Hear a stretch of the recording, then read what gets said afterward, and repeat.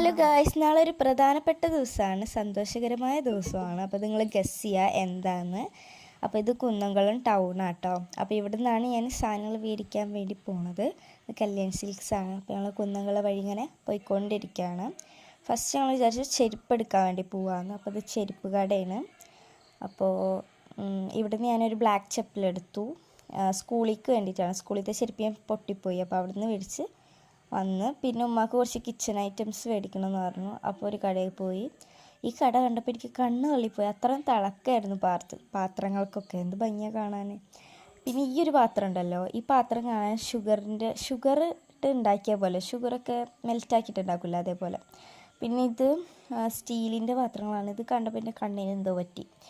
പിന്നെ ഇതൊക്കെ ചില്ലാണെങ്കിലും അതൊക്കെ പ്ലാസ്റ്റിക്കാണ്. പിന്നെ LMNOPക്ക് പോയി ഡ്രസ്സ് എടുക്കാൻ. ഇതൊരു ഡ്രസ്സ് ഷോപ്പാണ്, വെസ്റ്റേൺ ആയിട്ടുള്ള. അപ്പോൾ ഇവിടെ എനിക്ക് കൺഫ്യൂഷൻ ആട്ടോ. ഈ കടയിൽ പോയാൽ എന്തെടുക്കണം ഏതെടുക്കണം എന്നുള്ളൊരു കൺഫ്യൂഷനാണ്. എൻ്റെയൊക്കെയുള്ള മിക്ക ഡ്രസ്സും ഈ ഒരു കടയിൽ നിന്നാണ്. അത്രയും എനിക്കിഷ്ടമാണ് കേട്ടോ ഈ ഒരു കട. ഇവിടെ നിന്നാണ് എൻ്റെ മിക്ക ഡ്രസ്സും. അപ്പോൾ ഇവിടെ അത്യാവശ്യം നല്ല തിരക്കുണ്ട്. ഞാൻ പോണ ദിവസം ഇത്ര തിരക്കുണ്ടാവാറില്ല. അപ്പോൾ ഇന്ന് നല്ല തിരക്കുണ്ടായിരുന്നു. കുന്നംകുളം പിന്നെ തിരക്കുള്ളത് ഒരു സ്ഥലമാണല്ലോ. അപ്പോൾ അത്രയും തിരക്കൊക്കെ ഉണ്ടായിരുന്നു. അപ്പോൾ അവിടെ നിന്ന് ഞാനൊരു ടോപ്പൊക്കെ എടുത്ത് പിന്നെ അവിടെ നിന്ന് ഇങ്ങോട്ട് ഇറങ്ങി. പിന്നെ ഞാൻ നേരെ കേരള വസ്ത്രാലയത്തേക്ക് പോയിട്ടുണ്ടായിരുന്നു ഒരു ഷോൾ മേടിക്കാൻ.